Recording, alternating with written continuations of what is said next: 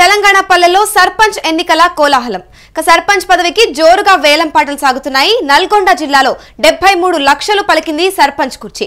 ఇక చండూరు మండలం బంగారిగడ్డ సర్పంచ్ పదవికి వేలం పాట కొనసాగుతుంది. వేలంలో మొత్తం 11 మంది అభ్యర్థులు పాల్గొన్నారు. ఇక 73 లక్షలకు మొహమ్మద్ సమీనా ఖాసిం దక్కించుకున్నారు. ఇక ప్రస్తుతం అయితే డబ్బు మొత్తాన్ని కూడా గ్రామాభివృద్ధికి కేటాయించాలని కూడా వారు నిర్ణయం తీసుకున్నట్టు తెలుస్తోంది. ఇక ఇదే అంశంపై పూర్తి సమాచారం మా ప్రతినిధి సతీష్ అందిస్తారు. చెప్పండి సతీష్, ఇప్పుడు ఈ ఎలక్షన్స్ కి సంబంధించి ఆప్షన్ కి మీ దగ్గర ఉన్న సమాచారం ఏంటి? నల్గొండ జిల్లా చండూరు మండలం బంగారిగడ్డ గ్రామ పంచాయతీలో ఈ ఘటన చోటు చేసుకుంది. ముఖ్యంగా 73 లక్షలకి ఏకగ్రీవం చేశారు. సర్పంచ్ ఎలక్షన్స్ కు అంటే పెద్ద ఎత్తున డబ్బులు ఖర్చు అవుతాయి కాబట్టి సో గ్రామ అభివృద్ధి ధ్యేయంగా గ్రామ పెద్దలు కావచ్చు, పోటీ చేసినటువంటి 11 మంది కావచ్చు, అందరూ కలిసి కూడా ఈ నామినేషన్ల ప్రక్రియ అంతా విరమించుకుంటాము. సో ఈ 73 లక్షలు కూడా మొత్తం గ్రామానికి అభివృద్ధి కోసం చేద్దామనంటూ కూడా ఒక నిర్ణయానికి వచ్చారు. ఈ నేపథ్యంలోనే మహమ్మద్ సమీనా ఖాసిం అనే అభ్యర్థి 73 లక్షలకు సర్పంచ్ స్థానాన్ని అయితే దక్కించుకుందని చెప్పుకోవచ్చు. ముఖ్యంగా 73 లక్షలకు ఏకగ్రీవం కావడంతో తెలంగాణ రాష్ట్రం అంతా కూడా సర్పంచ్ సంబంధించి పెద్ద హాట్ టాపిక్ గా మారింది. తెలంగాణ రాష్ట్రాల్లో అక్కడక్కడ ఒక వ్యక్తి ₹1,00,00,000 నేను అంటే గ్రామానికి ₹1,00,00,000 ఇస్తానని చెప్పేసి ఓపెన్ గా బహిరంగంగా మాట్లాడడం, 1 ఎకరం పొలం ఇస్తాను, ఆ ఊరికి సంబంధించి అభివృద్ధితో పోటీ పడతాను, అంటే అన్ని ఊర్లకు కూడా నేను పోటీ పడి ఆ గ్రామాన్ని అభివృద్ధి చేస్తానంటూ ఒకవైపు కొంతమంది రాజకీయ నాయకులు కావచ్చు, కొంతమంది సర్పంచ్ అభ్యర్థులు కావచ్చు ప్రకటనలు చేస్తూ ఉన్నారు. ఈ నేపథ్యంలోనే నల్గొండ జిల్లాలోనే ఎస్ఐ రాజీనామా అంటే ఇంకా 5 నెలల సమయం ఉండడానికి ముందుగానే ఎస్ఐ రాజీనామా చేసి గ్రామ అభివృద్ధి కోసం ఆయన రాజీనామా చేసి గ్రామ అభివృద్ధి కోసం నేను పాటుపడతానని చెప్పి కూడా ఒకవైపు రాజీనామా చేసిన పరిస్థితులు కనబడతా ఉన్నాయి. ఈ నేపథ్యంలో ఒక్కొక్క పోటీకి అంటే సర్పంచ్ అనగానే ఊర్లో చాలా మంది కూడా సర్పంచ్ నేను పోటీ చేయాలి, వార్డు మెంబర్లు అందరూ నాకు సపోర్ట్ చేయాలని పెద్ద ఎత్తున అందరూ కూడా ఇదిలో ఉంటారు. సో ఈ నేపథ్యంలోనే ముఖ్యంగా సర్పంచ్ కావడం ఏకైక ఎజెండా పెట్టుకుంటారు విలేజ్లలో.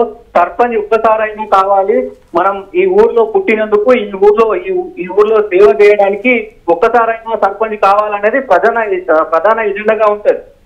రైట్, మరి ఇప్పుడు చూసుకుంటే డబ్బులు మొత్తాన్ని కూడా గ్రామాభివృద్ధి కేటాయించినట్టు నిర్ణయం కూడా తీసుకున్నట్టు చెప్తూ ఉన్నారు. మరి దీన్ని నిజంగానే గ్రామాభివృద్ధికి వాడుకుంటారంటారో లేదా ఎలా జరుగుతుందంటారు, ఎలా అమల్లోకి వస్తుందంటారు?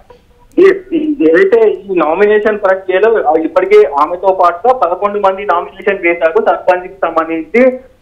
అంటే ఒక్కొక్క అభ్యర్థికి దగ్గర 5 నుంచి 10 లక్షలు ఖర్చు అవుతుంది. సో ఒక్కొక్క అభ్యర్థికి సో ఈ ఖర్చులు ఏవో మన గ్రామ అభివృద్ధి కోసం, మన గ్రామం కోసం ఖర్చు పెడతామని కూడా ఈ ఏకగ్రీవ ప్రక్రియ జరిగింది. అందరూ కూడా ఏకగ్రీవంగా అంటే ఖర్చులు ఓన్లీ విలేజ్ కోసమే, ఆ గ్రామ డెవలప్మెంట్ కోసమే పెడదామని నిర్ణయ పత్రం కూడా రాసుకున్నారు. ఆ నిర్ణయ పత్రంలో కూడా ఈ 73 లక్షలు కూడా మొత్తం గ్రామానికి ఖర్చు పెడతాం, గ్రామ అభివృద్ధికి ఖర్చు పెడతామంటూ కూడా అక్కడ పత్రం అయితే రాసుకున్నారు. ఈ నేపథ్యంలోనే వాళ్ళ విడ్రాస్ అంటే మేము అందరం కూడా ఏకగ్రీవంగా మేము విడ్రా చేసుకుంటాము అనే పత్రం కూడా అక్కడ విలేజ్ లో అయితే పెట్టిన పరిస్థితి ఉంది. గ్రామ పెద్దలంతా కూడా దాన్ని ఆమోదించారు. పెద్దల సమక్షంలో ఇదంతా కూడా కార్యక్రమం నడిచిందని చెప్పొచ్చు. మరి ఇప్పుడు రాజకీయంగా కూడా చూసుకుంటే చాలా ఒత్తిళ్లు ఉంటాయి ఎలక్షన్ల టైంలో, మరి ఇవేమైనా వీటిపైన ప్రభావం చూపించే అవకాశాలు ఉన్నాయంటారా? ఇప్పటికే అక్కడ సంబంధించి అటు టిఆర్ఎస్ నాయకులు కావచ్చు, కాంగ్రెస్ నాయకులు కావచ్చు, బీఆర్ఎస్ సంబంధించిన పార్టీ నాయకులు కావచ్చు, అంటే సర్పంచ్ అభ్యర్థులు కావచ్చు, ఈ 3 పార్టీలకు సంబంధించిన అందరూ కలిసి గ్రామ సమక్షంలో ఇదంతా గ్రామ పెద్దలు, గ్రామకు సంబంధించిన ప్రజలతో పాటు అందరూ సమిష్టిగా తీసుకున్న నిర్ణయం ఇది. సో వేరే విలేజ్లలో అయితే ఇట్లా ఉంటాయి, అంటే నేను పోటీ ఉంటది, అంటే అటు రాజకీయ పరంగా పలుకుబడి ఉన్న వాళ్ళు కావచ్చు, అటు ఆర్థికంగా ఎక్కువ పలుకుబడి ఉన్న వాళ్ళు కావచ్చు, ఒత్తిడిలు అయితే ఉంటాయి రాజకీయంగా. ముఖ్యంగా కాంగ్రెస్ పార్టీ నుంచి, ఎందుకంటే కాంగ్రెస్ పార్టీ ఆల్రెడీ అధికారంలో ఉంది కాబట్టి కాంగ్రెస్ పార్టీ అభ్యర్థిని గెలిస్తే ఒకవైపు గ్రామం అభివృద్ధి చెందుతుంది కాబట్టి సో ఈ నేపథ్యంలో అట్లా కూడా ఆలోచించే అవకాశాలు ఉంటాయి. కానీ ఇక్కడ అందరూ కలిసి సమిష్టిగా తీసుకున్న నిర్ణయం కాబట్టి అక్కడ ఏమీ ఉండకపోవచ్చు. బయట గ్రామాల్లో మాత్రం ఇది ఉంటది. ముఖ్యంగా ఇప్పటికే జూపల్లి కృష్ణారావు చెప్తున్న పరిస్థితి అంటే మీరు ఏకగ్రీవం చేయడం మంచిది, కానీ డబ్బులకు ఒక పదవిని కొనుక్కోవడం అంటే నేను ₹1,00,00,000 ఇస్తాను, నేను 2 కోట్లు ఇస్తానని చెప్పి ప్రజలను మభ్యపెట్టి అంటే భయభ్రాంతులకు చేసి ఒకవేళ అలా చేయకపోతే మేము ఇది చేస్తా అది చేస్తా అంటే బెదిరించడం మంచిది కాదు అంటూ ఆయన కామెంట్ చేసిన పరిస్థితిగా కూడా ఉంది. ముఖ్యంగా ప్రజలు కూడా ఎక్కడ ప్రలోభాలకు కావద్దు, డబ్బులు తీసుకొని ఏకగ్రీవాలు చేయొద్దు అనేది ప్రధాన agenda. Right, thank you Satish. ఇక చూసుకుంటే తెలంగాణ పల్లెల్లో కూడా సర్పంచ్ ఎన్నికల కోలాహలం నడుస్తున్న నేపథ్యంలో సర్పంచ్ పదవికి జోరుగా వేలం పాటలు సాగుతున్నాయి.